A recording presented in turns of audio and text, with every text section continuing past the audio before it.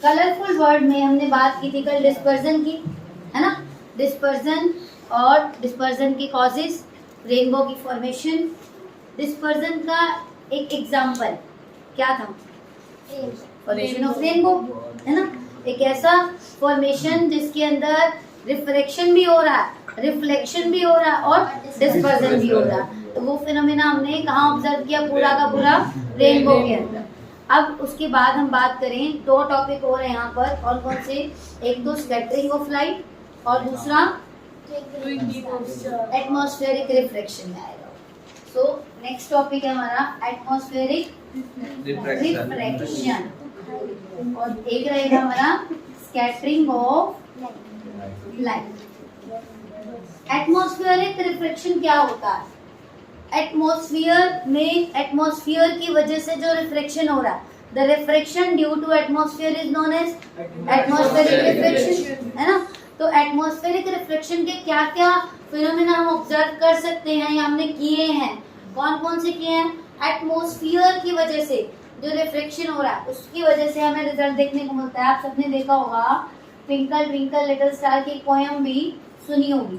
तो स्टार्स कैसे ट्विंकल करते हैं, स्टार्स कैसे ट्विंकल करते हैं? ट्विंकल ट्विंकल लिटिल स्टार, है ना।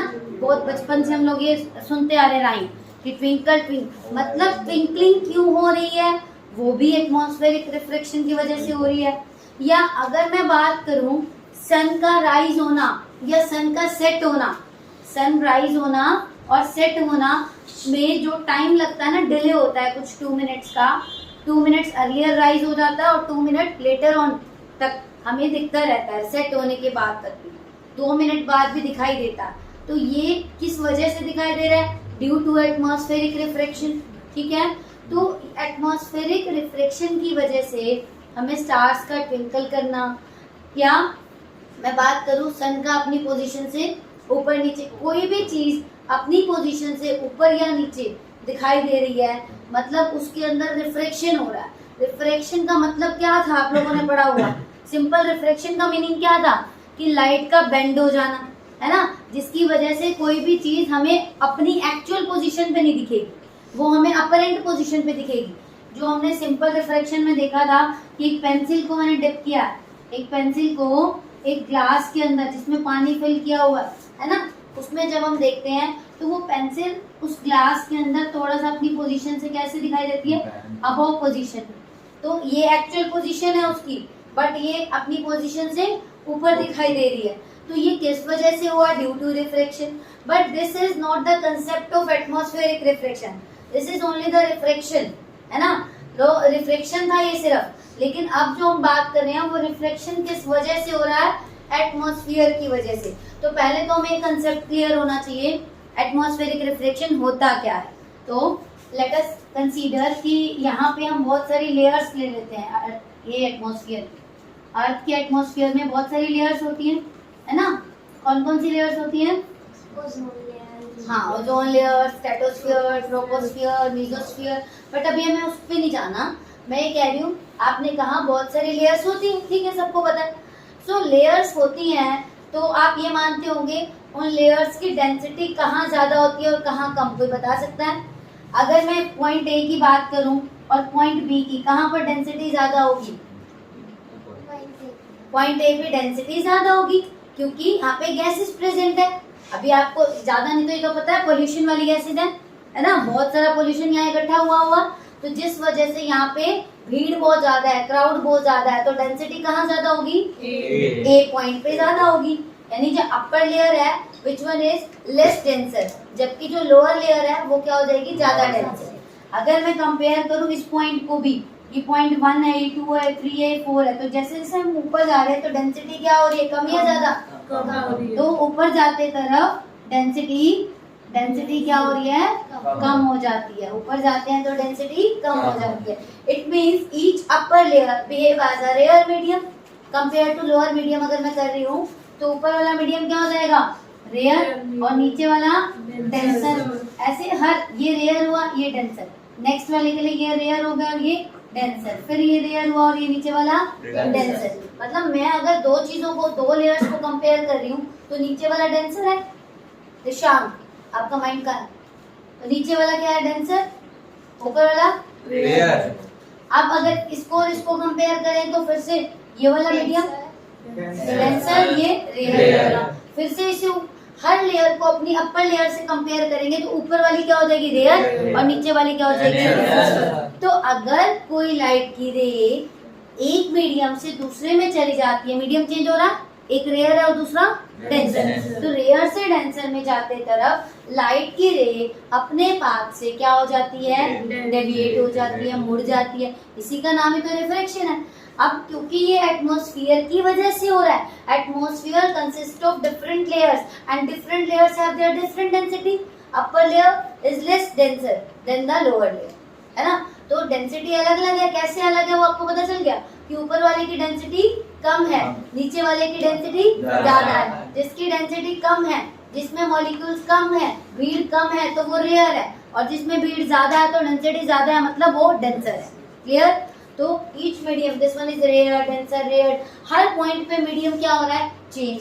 तो इसका मतलब हर लेयर पे क्या हो रहा है, रिफ्रैक्शन, रिफ्रैक्शन हो रहा है ना हर पॉइंट पर, क्योंकि रिफ्रैक्टिव इंडेक्स चेंज हो रहा है, मीडियम चेंज हो रहा है।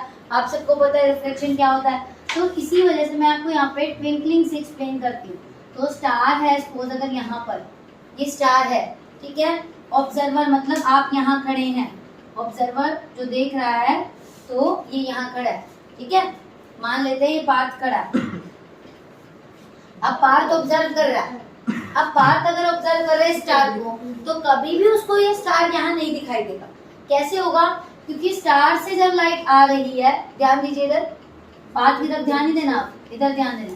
स्टार से जब लाइट आ रही है तो इस पॉइंट पर जब वो लाइट पहुंचेगी तो इस पॉइंट पे मीडियम कौन सा है, रेयर, और नीचे वाला फिर मीडियम चेंज हो रहा है, डेंसर, RDT हम सबको पता है ना। रेयर से डेंसर सीधी ना जाकर वो बेंड हो जाएगी थोड़ी सी, फिर से इस पॉइंट पे डेंसिटी चेंज हो गई, है ना ईशान। तो क्या होगा, फिर से ईशान बताएगा, RD। Very good. जो बच्चे सोए होंगे वो R बोलेंगे, जो जाग रहे हैं वो क्या बोलेंगे, RDT। RDT। फिर से लाइट ऐसे ना जाकर फिर से बेंड हो जाएगी।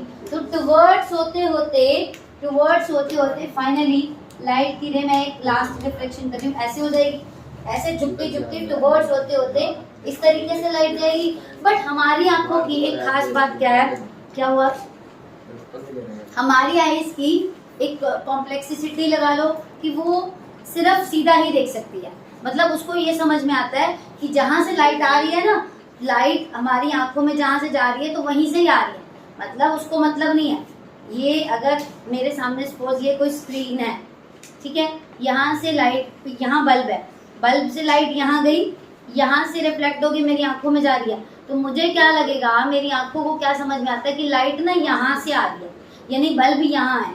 उसको ये नहीं समझ, वो इतना मोड़ के नहीं देख सकती हमारी आंखें के पीछे कहीं बल्ब होगा, वहां से लाइट टकरा के यहाँ नहीं, उसको सीधा देखने की आदत है। वो सिर्फ ऐसे ऑब्जर्व कर सकती है कि यहाँ से लाइट आ रही है, इट मीन्स सोर्स भी यहीं रहा होगा लाइट का, ठीक है। तो अपनी आईज की कॉम्प्लेक्सिटी इतनी ही है, मतलब हम कहेंगे लिमिटेशन है, हमारी आंखों की कमी रह गई अभी, और जो एडवांस ह्यूमंस बनेंगे क्या पता उसमें ये पूरी हो जाए, ठीक है।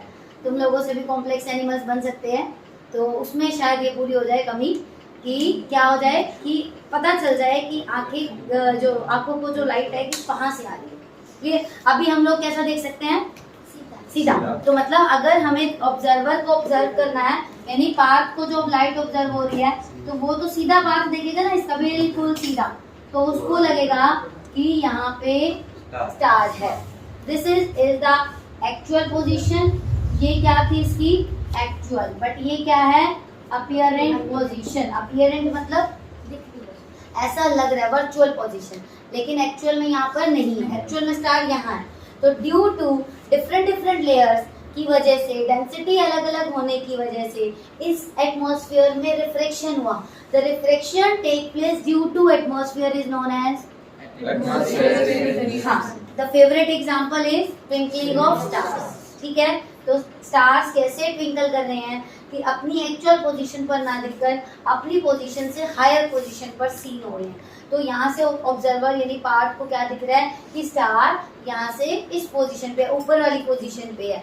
अच्छा, अब हमें क्या पता फिर ट्विंकलिंग हो रही है, तो अब मैं आपको एक बॉल देती हूँ, इमेजिन करिए मेरे हाथ में एक बॉल है, कौन सी वाली बॉल है? लाइट वाली, लानी चाहिए थी वैसे मुझे ना, एक लाइट वाली बॉल है।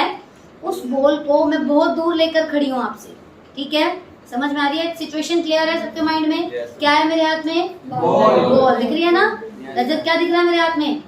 बॉल दिख रही है। कौन सी वाली बॉल? जिस बॉल में लाइट है। पहली बात, बॉल के पास क्या है? लाइट, और मैं बहुत दूर लेकर उस बॉल को खड़ी हूँ, बहुत दूर आपसे, डिस्टिंक्ट ऑब्जेक्ट है वो, ठीक है। तो अगर मैं उसको ऐसे ऐसे कर रही हूँ, देखना ध्यान से, ऐसे ऐसे कर रही हूँ, तो वो बॉल आपको फ्लक्चुएट करती हुई दिखाई देगी, ऑन ऑफ दिखाई देगा। फ्लक्चुएशन इसी को बोलते हैं, ऑन ऑफ, इसी को ट्विंकलिंग बोलते हैं। स्टार्स की लैंग्वेज हम क्या बोलेंगे इसको? ट्विंकलिंग। तो स्टार्स का ट्विंकल करना, इसका बेसिक रीजन क्या है? स्टार वो हुआ बॉल, हमसे बहुत दूर है और उसके पास खुद की लाइट भी है, और अपनी पोजीशन से बार बार, क्योंकि अपना एटमॉस्फेयर स्टैटिक नहीं है, वो रुका नहीं हुआ एक जगह, उसकी लेयर, उसकी जो डेंसिटी है पॉइंट टू पॉइंट बार बार क्या हो रही है? चेंज। इसके चेंज होने की वजह से, हमारे एटमॉस्फेयर के बार बार चेंज होने की वजह से, क्योंकि इसमें गैसेज हैं, गैस तो ऐसा नहीं कि वहीं रुकी रहेगी ऐसे गैस है जब तक आप देख रहे हो, ऐसा तो नहीं होगा। तो क्या हो रहा है? गैसेज कभी भी रुकती नहीं है, आपको पता है, फ्री है वो, तो घूम रही है। एटमॉस्फेयर समझो घूम रहा है, चेंज हो रहा है। अगर एटमॉस्फेयर चेंज हो रहा है, density to the point change हो रही है, तो इसका मतलब जो पोजीशन है वो भी बार बार चेंज हो रही है। तो ये देखो मेरे पास जो बॉल थी, मैंने उसको ऐसे ही तो किया, पोजीशन क्या किया? बार बार चेंज। अब अगर मैं इसकी पोजीशन बार बार चेंज करूंगी तो ऐसा लगेगा कभी तो ये ऑन हो रहा है और कभी ऑफ कर रहा है। तो इसी को ही हम क्या बोलते हैं? ट्विंकलिंग। आई थिंक ओके होगा ट्विंकलिंग वाला कंसेप्ट। तो ट्विंकल ट्विंकल लिटिल स्टार का मैं रीजन लिख रही हूँ, बता दो क्या रीजन था?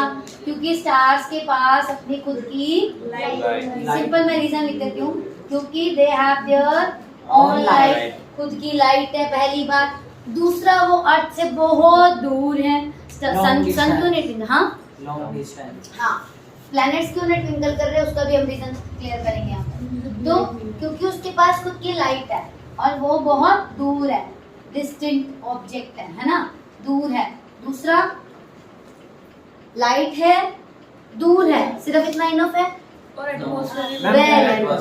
एटमॉस्फेरिक रिफ्रैक्शन, वो एटमॉस्फेरिक रिफ्रैक्शन के अंदर आप इस लाइन को एक्सप्लेन कर सकते हो, क्योंकि वो चेंज हो रहा है, लेयर डेंसिटी चेंज हो रही है, इस वजह से क्या हो जाएगा? आपको वो अपनी एक्चुअल पोजीशन पर सीन नहीं होगा, अपनी अपरेंट पोजीशन पर दिखेगा।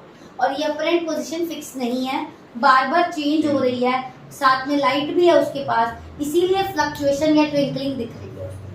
तो last the important reason is atmospheric refraction. I think okay होगा? Atmospheric refraction. फर्स्ट, फिर से, खुद की लाइट है, बहुत दूर है, और atmospheric refraction. These three basic reasons जिसकी वजह से twinkle twinkle little star, right? तो अब स्टार्स ट्विंकल करते हैं while planet do not. That is very famous question जो एग्जामिनर्स पूछते हैं कि स्टार्स तो ट्विंकल कर रहे हैं जबकि प्लैनेट नहीं कर रहे। तो क्योंकि उनके पास खुद की लाइट नहीं है और वो क्लोजेस्ट है अर्थ के। रिवर्स हो जाएगा ना इससे रीजन। यहाँ पे क्या लिखा? खुद की लाइट है, उनके पास लाइट नहीं है, they do not have their own light, और वो बहुत दूर है, वो पास है, क्लोजेस्ट टू अर्थ है, और वहाँ पे रिफ्लेक्शन इतना ज्यादा पॉसिबल नहीं हो पाता। इस वजह से वहाँ पर ट्विंकलिंग ऑब्जर्व नहीं कर पा रहे हम। किसमें?